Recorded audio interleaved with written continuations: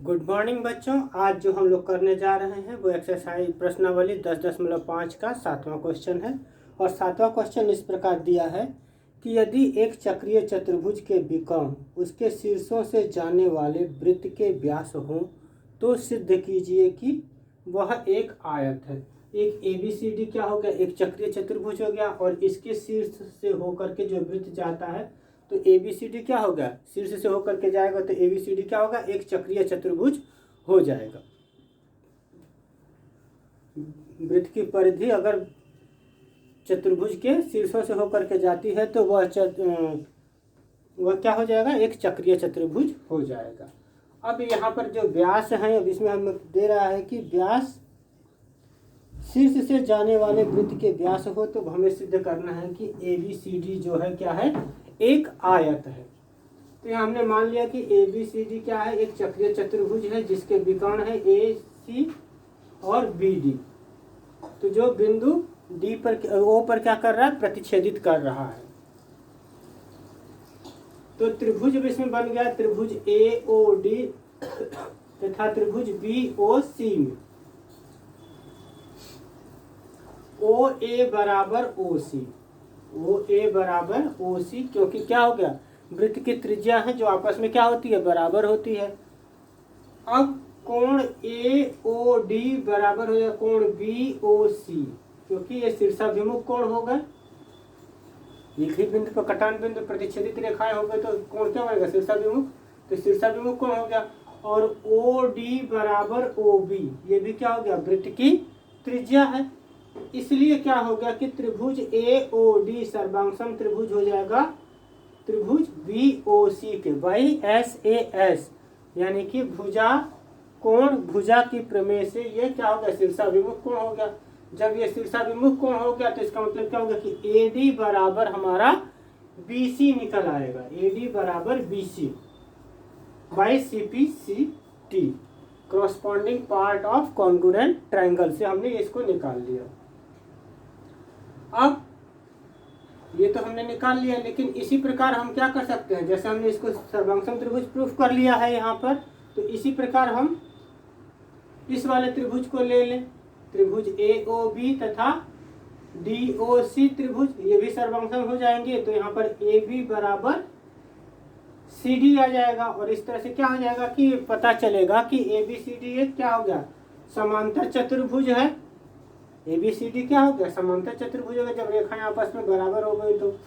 अब यहाँ पर कोण ABC, जो ये वाला कोण है ABC, ये वाला कोण क्या हो गया, अर्धवृत्त में बना कोण है। AC क्या था, व्यास था, AC व्यास था, इसलिए कोण ABC क्या हो गया, अर्धवृत्त में बना कोण क्या होता है, समकोण होता है। इसलिए कोण ABC बराबर क्या हो गया, ABC बराबर 90 डिग्री हो गया।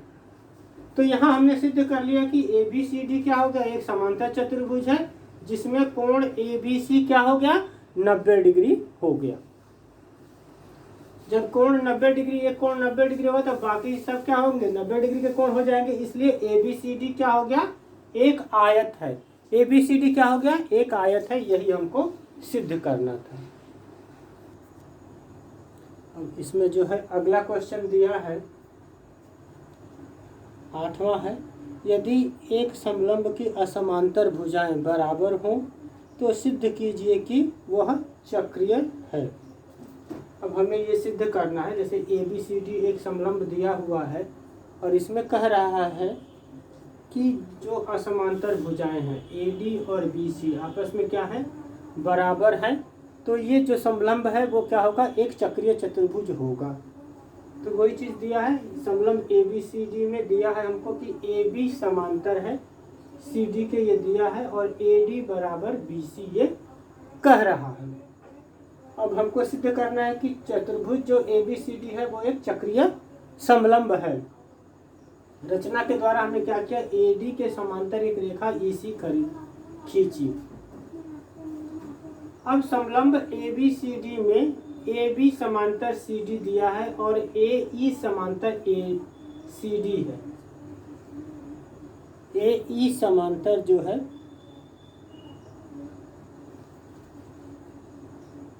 AE समांतर ये CD हो गया तो और ये हमने रचना से निकाल लिया कि AD समांतर क्या है, CE है।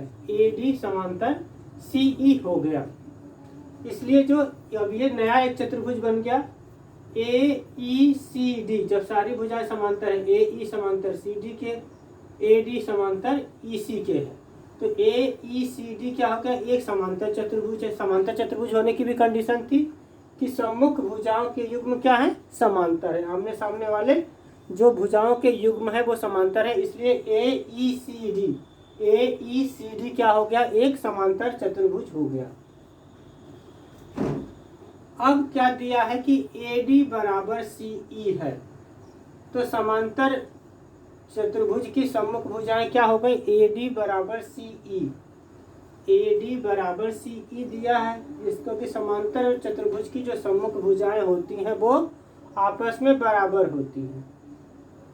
और जब ये भुजाएं आपस में बराबर होंगी तो जो कोण है, कोण AEC, कोण AEC, ये वाला कोण जो है बराबर हो जाएगा कोण ADC के, क्योंकि सम्मुख भुजाओं के सम्मुख कोण आपस में क्या होते हैं, बराबर होते हैं। इसलिए कोण AEC, ये वाला कोण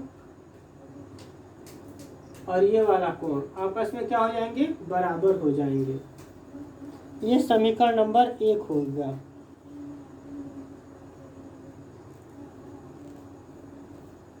अब हमको दिया है कि AD बराबर BC, पहले ही दे दिया है प्रमेय में, AD बराबर BC ये दिया हुआ है, और CE बराबर BC, CE बराबर हमने BC, जब AD बराबर BC है तो यहाँ पर AD बराबर CE था, तो CE AD बराबर BC हो जाएगा, तो इसका मतलब क्या होगा कि CE बराबर BC हो जाएगा।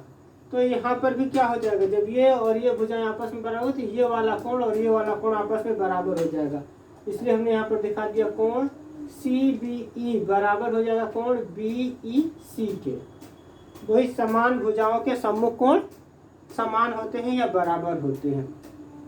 अब हम ये कोण और ये कोण का युग्म दिखाएंगे, तो कोण BEC, कोण BEC प्लस कोण AEC क्या हो गया, एक रैखिक युग्म हो गया ये वाला। तो इनका योग कितना आ गया, 180 अंश आ गया। यहाँ पर कोण BEC प्लस कोण AEC बराबर 180 अंश, ये रैखिक युग्म हो गया। अब समीकरण नंबर 2 से CBE बराबर BEC के है, तो यहाँ पर कोण CBE प्लस कोण AEC बराबर 180 अंश आ गया। किससे आ गया, समीकरण 2 से। अब समीकरण 1 से AEC बराबर है कोण ADC के, तो यहाँ पर कोण CBE प्लस कोण ADC बराबर 180 अंश, ये समीकरण 1 से हो जाएगा। AEC बराबर ADC के है, तो यहाँ पर 180 अंश समीकरण 1 से हो गया।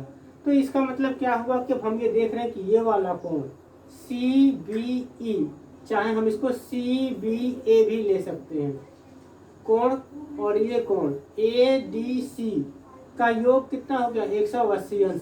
तो हमने जो प्रमेय पढ़ी थी कि सम्मुख कोणों का युग्म जब 180 अंश होता है तो वो चतुर्भुज क्या हो जाता है, चक्रीय हो जाता है। इसलिए ABCD क्या हो गया, एक चक्रीय चतुर्भुज है। यही हमको प्रूफ करना है।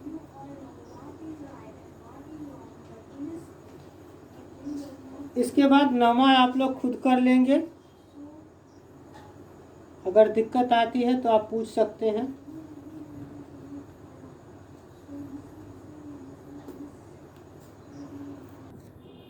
दसवां क्वेश्चन देखिए बच्चों, जो इसमें दिया है कि यदि किसी त्रिभुज की दो भुजाओं को व्यास मानकर वृत्त खींचे जाएं तो सिद्ध कीजिए कि इन वृत्तों का प्रतिच्छेद बिंदु तीसरी भुजा पर स्थित है। क्वेश्चन समझ में आ गया। यदि किसी त्रिभुज की दो भुजाओं को व्यास मानकर वृत्त खींचा जाए तो सिद्ध कीजिए कि इन वृत्तों का प्रतिच्छेदन बिंदु तीसरी भुजा पर स्थित है। जैसे कि ये त्रिभुज APQ है, एक त्रिभुज APQ है, और इस त्रिभुज को AP को हमने क्या मान लिया, व्यास मान लिया, और एक वृत्त खींचा। इधर से AQ को हमने क्या किया,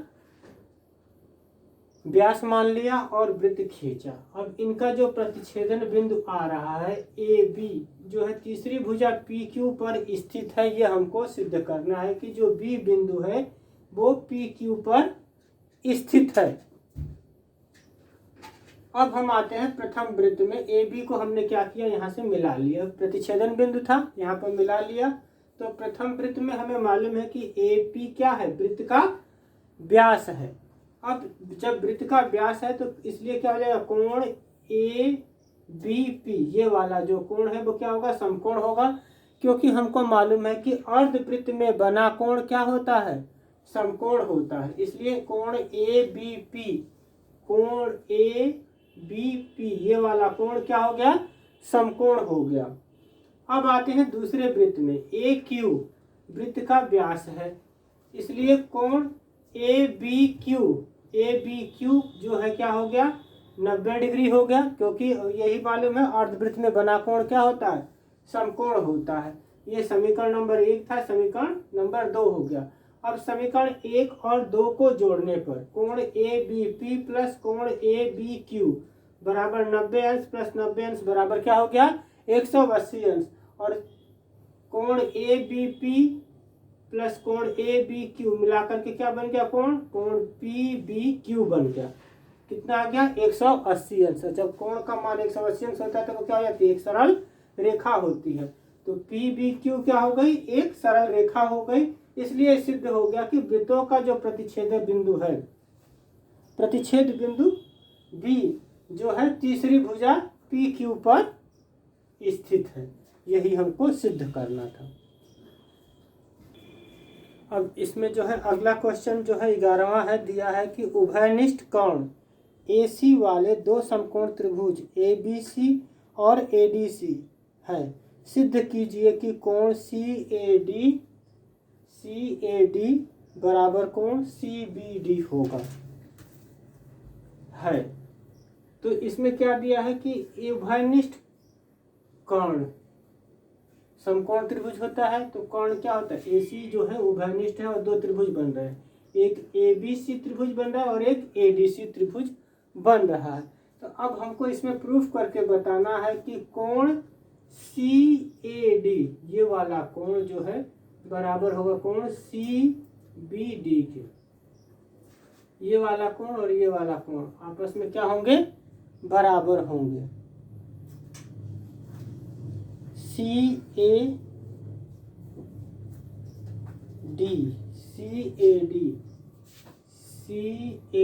ये वाला कोण और CBD ये वाला कोण आपस में क्या होंगे, बराबर होंगे। हमको ये प्रूफ करना है। ये कोण CAD और CBD कोण आपस में क्या होंगे, बराबर होंगे। तो हमें अब क्या करना है, और दिया क्या चीज है, उभयनिष्ठ कोण दिया हुआ है। AC वाले दो समकोण त्रिभुज है ADC और ABC बता चुके हैं। तो कोण ABC बराबर कोण ADC, ये वाला कोण और ये वाला कोण आपस में क्या हो जाएंगे, ये बराबर हो जाएंगे, क्योंकि ये 90 डिग्री का कोण है, अर्धवृत्त में बना कोण भी है। हमको सिद्ध करना है कोण CAD ये वाला कोण और ये वाला कोण आपस में बराबर होंगे। तो हम त्रिभुज ये नीचे वाला ले लेते हैं पहले, त्रिभुज ABC में। तो त्रिभुज के तीनों कोणों का योग कितना होता है, 180 अंश होता है। इसलिए हमने ले लिया कोण ABC प्लस कोण BCA प्लस कोण CAB। इन तीनों कोणों का योग कितना हो गया, 180 अंश। यहाँ पर हमको ABC का कोण मालूम है 90 अंश हो गया, तो 90 प्लस कोण BCA बचा प्लस कोण CAB बराबर 180 अंश आया। या कोण BCA प्लस कोण CAB बराबर क्या हो गया, 90 अंश। ये समीकरण नंबर 1 हो गया। अब त्रिभुज ADC में आते हैं। तो त्रिभुज ADC में क्या हो जाएगा, कोण ADC प्लस कोण DAC ये वाला प्लस कोण CAD बराबर 180 अंश हो जाएगा। अब ADC का मान जो है, ADC का मान 90 अंश है। तो कोण DAC प्लस कोण AC डी बराबर 180 अंश हो जाएगा। तो यहाँ पे क्या बचा कोण डी ए सी प्लस कोण ए सी डी बराबर 90 अंश आ गया। ये समीकरण 1 और समीकरण 2 है। तो समीकरण 1 और 2 को जोड़ने पर तो क्या था, पहले ये था कोण बी सी ए प्लस कोण सी ए बी प्लस कोण ये वाला कोण आ जाएगा डी ए सी प्लस कोण ए सी डी, और दोनों को जोड़ देंगे 90 प्लस 90 तो 180 अंश आ जाएगा। अब इसमें हम क्या करते हैं, यहाँ पर ये देखना पड़ेगा हमको कि जो कोण है हमारा बी सी ए ये वाला कोण प्लस ये वाला कोण, तो इन दोनों कोणों को हम एक तरफ ले लेंगे। बी सी ए प्लस कोण ए सी डी ये वाला कोण ले लेंगे प्लस, अब क्या बच गया सी ए बी बच गया, तो प्लस डी ए सी बराबर 180 अंश। तो ये जो कोण है बी सी ए प्लस ए सी डी, बी सी ए प्लस ए सी डी ये कोण किसके बराबर हो जाएगा, बी सी डी के। तो यहाँ पर बी सी डी आ गया, और यहाँ से जो कोण जोड़ेंगे तो सी ए बी ये वाला कोण प्लस डी ए सी ये वाला कोण जुड़ के क्या बन जाएगा, बी ए डी ये पूरा कोण बन जाएगा बराबर 180 अंश। ये समीकरण नंबर 3 आ गया। अब जिस प्रकार से हमने इन त्रिभुजों को लिया है इसमें, अब हम ऐसे करके इनको भी ले सकते हैं। तो यहाँ पर जो है इसी प्रकार हमारा आ जाएगा कोण ए डी सी ये वाला कोण प्लस कोण ए बी सी 180 अंश आ जाएगा। तो समीकरण नंबर 4 होगा। इसी प्रकार करेंगे, पूरा ये हल करने की जरूरत नहीं। इसी प्रकार करके हम इस कोण का योग और इस कोण का योग 180 अंश आ जाएगा। तो समीकरण 3 व 4 से हमें स्पष्ट हो गया कि जो चतुर्भुज है हमारे ए बी सी डी के सम्मुख कोणों का योग कितना आ गया, 180 अंश आ गया। इसलिए ए बी सी डी क्या हो गया, एक चक्रीय चतुर्भुज है।